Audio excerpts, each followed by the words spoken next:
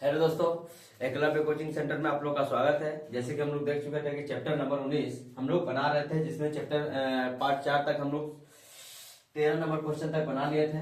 ठीक है ना। आज हम लोग 14 नंबर क्वेश्चन देखते हैं। आशा करते होंगे कि आप लोग अच्छे से क्वेश्चन को बनाते होंगे और आगे बढ़ते भी होंगे। जैसे देखते हैं हम लोग आज 14 नंबर पर समान आधार के व्यास वाले एक समान उच्चता वाले एक ठोस शंकु, ठीक है ना, समान आधार के व्यास वाले, ठीक है, और समान उच्चता वाला एक शंकु है। शंकु एवं एक ठोस अर्धगोलक एवं ठोस बेलन का आयतन का अनुपात ज्ञात करना। मतलब समान आधार का व्यास है, ठीक है ना। मान लीजिए कि क्या है, एक शंकु है, एक शंकु है, ठीक है ना। उसके बाद एक क्या है, एक अर्धगोलक है। क्या है, अर्धगोलक है। मान लीजिए क्या है, एक अर्धगोलक है एवं एक ठोस बेलन है। एक क्या है, बेलन है। 3 प्रकार का चित्र है, ठीक है ना। 3 प्रकार का चित्र दिया हुआ है। माने बेलन है, अर्धगोलक है और क्या है, शंकु है। और उसका समान व्यास है। मतलब जो इसका व्यास रहेगा वो अर्धगोलक का व्यास रहेगा और ये किसका व्यास रहेगा, बेलन का व्यास रहेगा। तीनों का व्यास रहेगा। और समान उच्चता वाला जो इसका ऊंचाई है, ठीक है ना, जो इसका ऊंचाई है, इसका ऊंचाई, अर्धगोलक का ऊंचाई और बेलन का ऊंचाई, तीनों क्या समान उच्चता वाला है। मतलब तीनों का अगर अर्ध व्यास मानेंगे तो व्यास भी समान, अर्ध व्यास भी समान, उसका बाद क्या हो जाएगा, ऊंचाई भी समान। ठीक है। अनुपात वाले बेलन का आयतन का अनुपात निकाले। मतलब इसका, इसका और इसका। मतलब ये क्या हो गया, ये हो गया शंकु, ये हो गया शंकु, ये हो गया अर्धगोलक, ये हो गया अर्धगोलक 2 नंबर, और तीसरा नंबर क्या हो गया, बेलन। तीसरा नंबर क्या हो गया, बेलन हो गया। तो तीनों को मानते हैं। तो माना कि सभी का व्यास क्या है, तो डी है। डी है ना, डी है। या तो फिर हम लोग क्या मानेंगे, डायरेक्ट मान लेते हैं व्यास सबका डी। अगर व्यास हम लोग मानते हैं आर है, 2r है, तो क्या हो जाएगा, डायरेक्ट हम मान लेते हैं कि इसका सभी का अर्ध व्यास क्या है। सभी तीनों जो चित्र है, तीनों चित्र का अर्ध व्यास क्या मान लेते हैं, आर मान लेते हैं। अर्ध व्यास क्या मान लेते हैं, आर मान लेते हैं। तीनों चित्र का अर्ध व्यास क्या मान लेते हैं, आर मान लेते हैं। इसमें शंकु है और अर्धगोलक है और बेलन है, ठीक है ना। तो हम तीनों का आयतन का बराबर अलग अलग निकालेंगे। लेकिन याद करें, एक पॉइंट नोट करने वाला है, यहाँ नोट दे करके एक पॉइंट लिखना है। जो अर्धगोलक का ऊंचाई होगा ना, जो अर्धगोलक का ऊंचाई होगा, वो अर्धगोलक का क्या होगा, अर्ध व्यास भी होगा। मतलब जो ऊंचाई होगा ना, h बराबर क्या हो जाएगा, r हो जाएगा। किसका, अर्धगोलक का। किसका हो जाएगा, अर्धगोलक का। तो h बराबर जो अर्धगोलक का ऊंचाई, हम यहाँ पे लिख देते हैं, h बराबर क्या हो जाएगा, r। जो अर्धगोलक का ऊंचाई होगा, लिख देते हैं यहाँ पे, अर्धगोलक का ऊंचाई, अर्धगोलक का ऊंचाई, अर्धगोलक का जो ऊंचाई होगा वही अर्धगोलक का त्रिज्या भी होगा। अर्धगोलक का क्या होगा, त्रिज्या भी होगा, या तो अर्धव्यास भी होगा। अर्धव्यास भी होगा।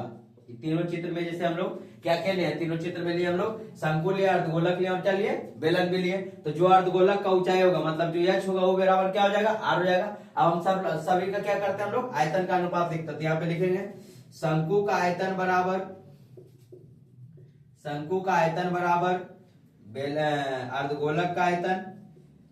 अर्धगोलक का आयतन बराबर किसका आयतन, बेलन का आयतन।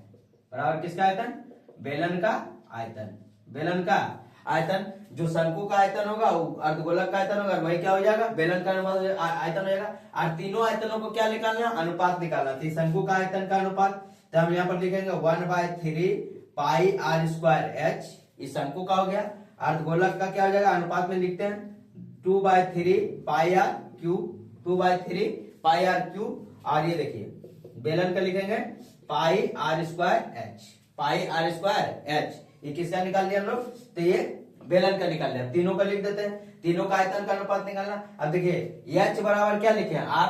h बराबर क्या लिखा है, r। तो h बराबर, तो यहाँ पे हम लोग कर देते हैं 1/3 पाई r स्क्वायर। h के गुना में क्या कर देंगे, h बराबर क्या कर देंगे, r। जो अर्धगोलक का जो ऊंचाई होगा, वो क्या होगा, अर्धगोलक का अर्धव्यास होगा। तो जो ऊंचाई बराबर h बराबर r है, तो तीनों का तो समान उच्चता है। जो ऊंचाई है, जो शंकु का ऊंचाई है, जो बेलन का ऊंचाई है, और जो किसका ऊंचाई है, अर्धगोलक का ऊंचाई। तो h बराबर क्या हो जाएगा, r अनुपात 2/3 पाई r क्यूब। और यहाँ पे देखिए पाई r स्क्वायर, और h बराबर क्या कर देंगे, r। h बराबर क्या कर देंगे, r। तो तीनों का आयतन का अनुपात निकल जाएगा। अब देखिए यहां से क्या हो जाएगा, पाई से पाई खत्म, पाई खत्म। यहां से देखिए R square R Q R Q R Q, तीनों का तीनों क्या हो गया, खत्म हो गया। तो क्या बचा यहाँ पर 1/3 अनुपात 2/3 अनुपात क्या हो जाएगा 1, अनुपात क्या हो जाएगा 1। अब 3 को जब एलसीएम लेंगे तो 3 यहाँ पर क्या ले लेंगे एलसीएम, तो 1/3 गुना में 3 अनुपात 2/3 गुना में 3 अनुपात 1 गुना में 3।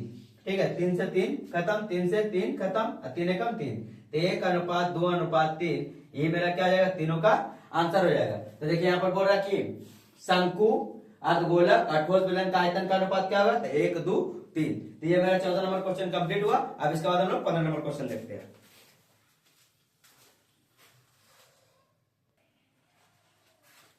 अब देखिए 15 नंबर क्वेश्चन क्या बोल रहा है कि 1 सेंटीमीटर मोटे शीशे के ऊपर, ठीक है,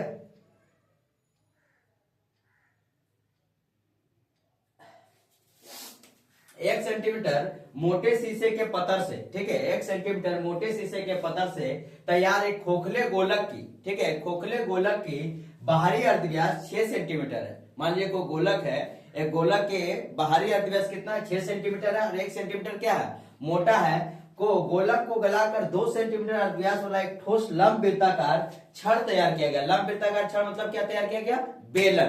क्या तैयार किया गया, बेलन तैयार किया गया। तो छड़ की लंबाई कितनी होगी, छड़ की लंबाई कितनी होगी, देखिए 1 सेंटीमीटर मोटे शीशे के पत्थर है, मान लीजिए कि ये गोलक है, ठीक है, तो ये गोलक है और 1 सेंटीमीटर मोटा है। इसका जो मोटाई है ना, इसका जो मोटाई है वो कितना है, इसका मोटाई है 1 सेंटीमीटर, 1 सेंटीमीटर। और खोखले बाहरी अर्धव्यास जो है, जो बाहरी अर्धव्यास है, मान लीजिए यहां से लेकर के यहां तक का जो अर्धव्यास है वो कितना सेंटीमीटर है, 6 सेंटीमीटर। कितना सेंटीमीटर है, 6 सेंटीमीटर।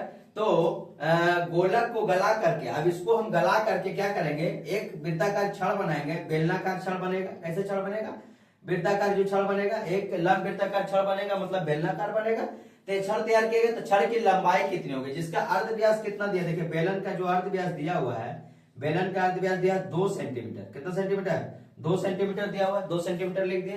तो गला करके किसको गलाना है, इसको गलाना है। तो देखिए पहले इसका आंतरिक त्रिज्या निकालेंगे, ठीक है। इसका फॉर्मूला में अगर हम लोग त्रिज्या का काम करेंगे तो बाहरी त्रिज्या और आंतरिक त्रिज्या दोनों को करेंगे। यहाँ पर लिखेंगे गोलक का कि बाहरी त्रिज्या कितना है, बाहरी त्रिज्या है 6 सेंटीमीटर, बाहरी त्रिज्या है 6 सेंटीमीटर।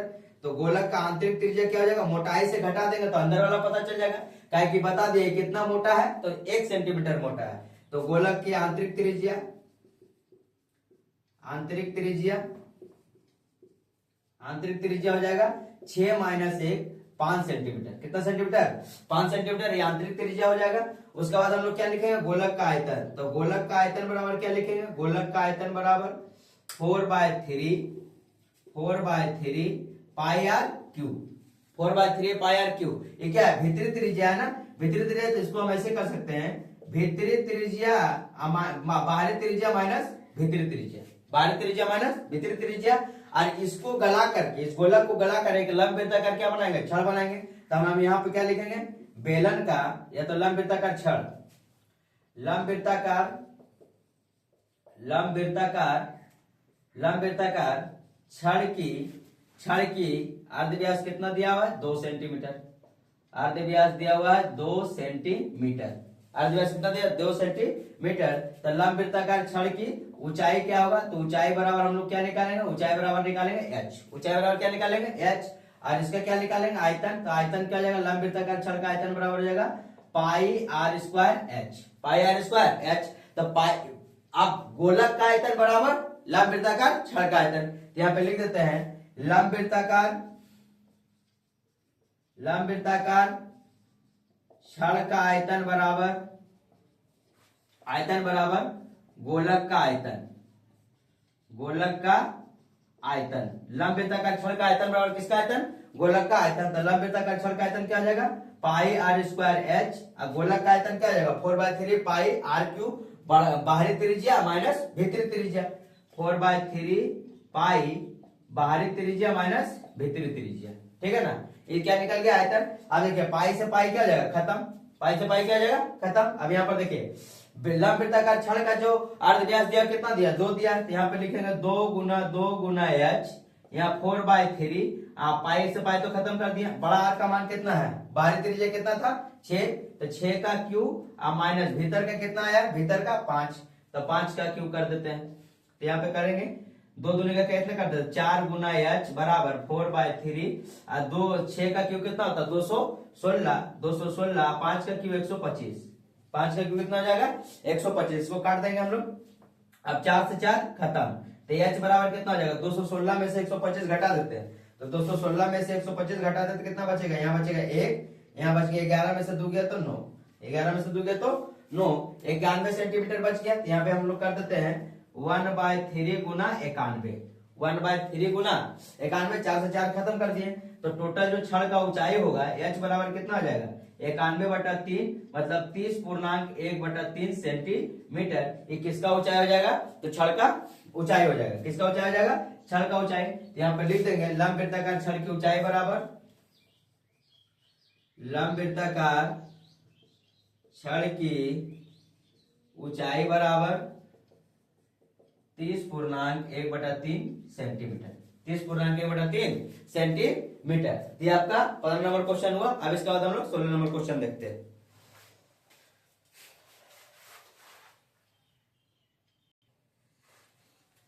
देखिए 16 नंबर क्वेश्चन क्या बोल रहा है, बोल रहा 2 मीटर लंबा एक आयत घनाकार काट के बल्ले है, ठीक है, जो घनाकार है वो आयत घनाकार काट के बल्ले का अनुप्रस्थ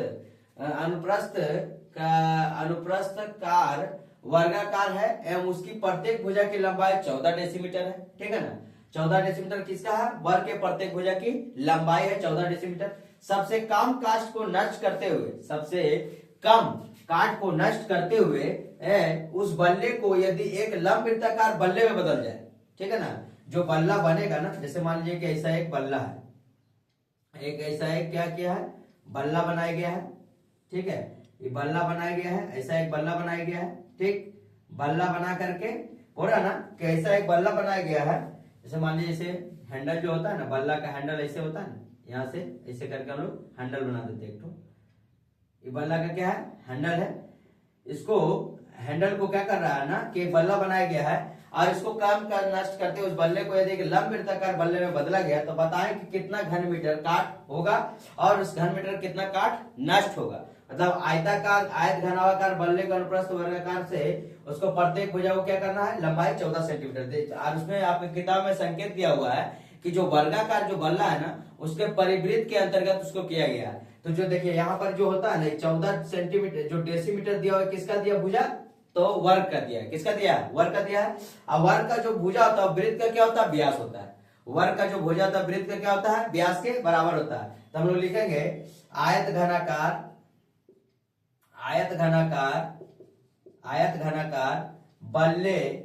बल्ले का अनुप्रस्थ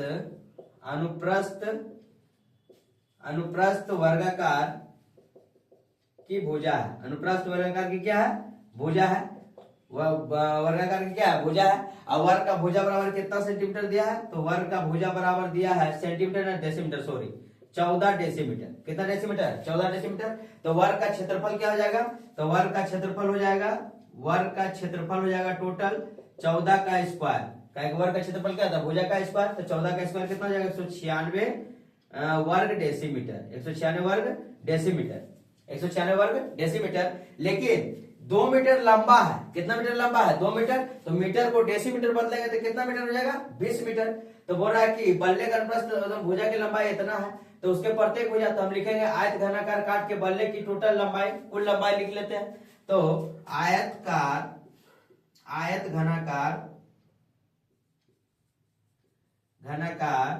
बल्ले की कुल लंबाई या कुल क्षेत्रफल या कुल आयतन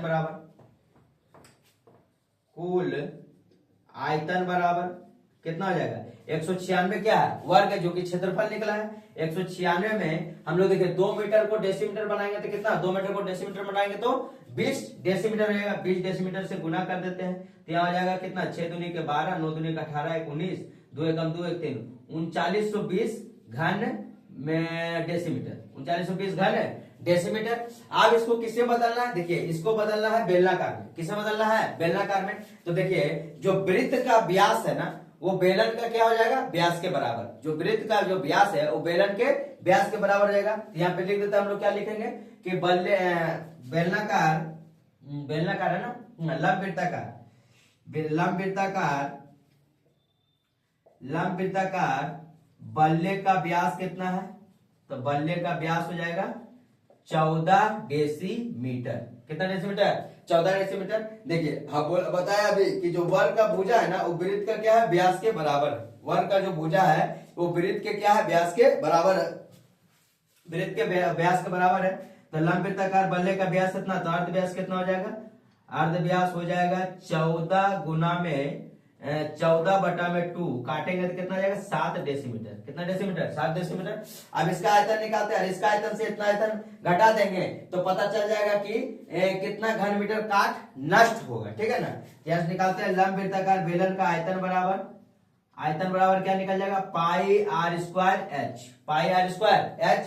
तो पाई आर स्क्वायर एच, तो पाई का मान कितना हो जाएगा 22/7, आर का मान कितना 7 गुना में 7, और एच का मान कितना आ जाएगा, एच का मान जो ऊंचाई है वो कितने के बराबर, पाई आर स्क्वायर एच। एच का मान कितना आ जाएगा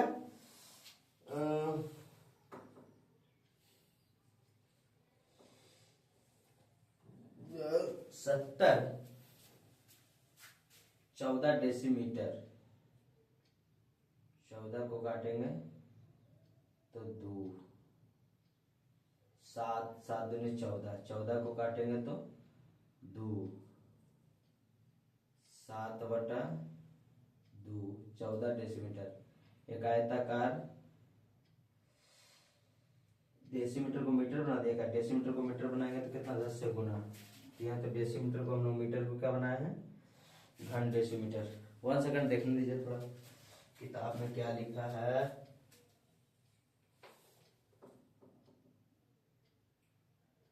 व्यास, decimetre, decimetre 14 decimetre, 14 decimetre.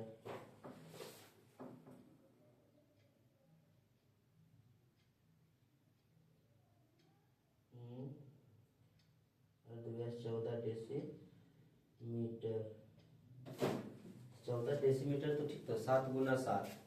H कितना लेना है, एच लेना हम लोग को 2 मीटर लंबा है ना, लंबा 2 मीटर लंबा है, तो 2 मीटर लंबा है तो यहाँ पर हम लोग कितना से गुना करेंगे, 2 मीटर लंबा है तो मीटर को डेसीमीटर बनाएंगे तो यहाँ 20 से गुना।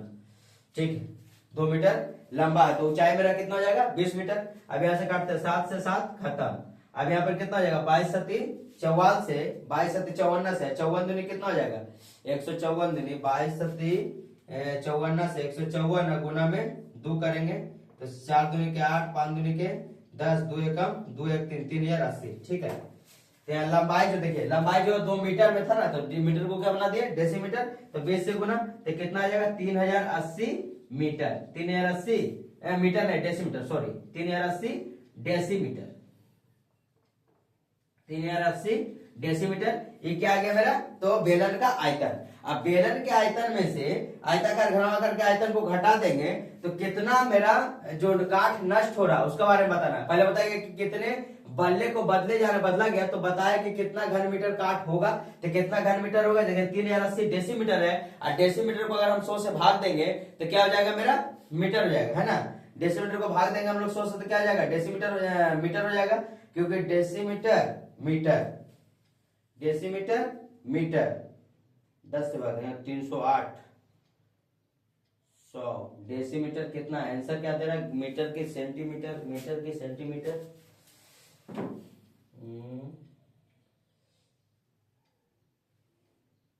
मीटर डेसीमीटर, मीटर को तो मीटर सेंटीमीटर मिलीमीटर डेसीमीटर। ठीक है, आ जाएगा यहाँ पे।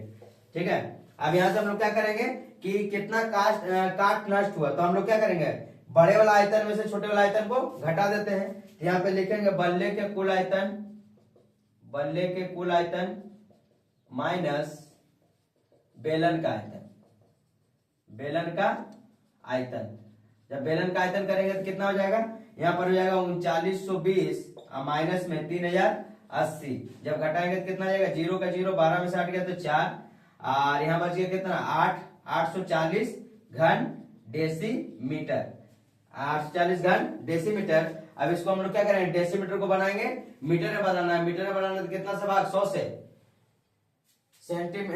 Millimetre centimetre decimetre, millimetre centimetre decimetre metre decametre hectometre kilometre, ठीक। तो 10 से भाग होता है, यहाँ पर 10 से भाग करेंगे तो हम लोग का आ जाएगा 84 घन सेंटीमीटर, इसका आ जाएगा मेरा 84 घन मीटर, 84 घन मीटर क्या आ जाएगा, ये मेरा आ जाएगा काट, उतना काट क्या हुआ, नष्ट हुआ। और कितना टोटल आयतन आएगा, तो आयतन बराबर देखिए, जो बेलन का आयतन आएगा, बेलन का आयतन बराबर कितना आ जाएगा 3080 बटा 10 काटेंगे तो कितना आ जाएगा 308 घन मीटर। ये मेरा क्या आ गया, ये मेरा क्या आ जाएगा, आंसर हो जाएगा। तो ये आपका 16 नंबर क्वेश्चन कंप्लीट हुआ। 16 नंबर क्वेश्चन कंप्लीट होने के बाद हम लोग का ये चैप्टर पूरा क्या हो गया, समाप्त हो गया। अब इसके बाद हम लोग दूसरे चैप्टर को करेंगे। इसके लिए धन्यवाद। और वीडियो अच्छा लगे तो आप जरूर दोस्तों को अपना बताएं।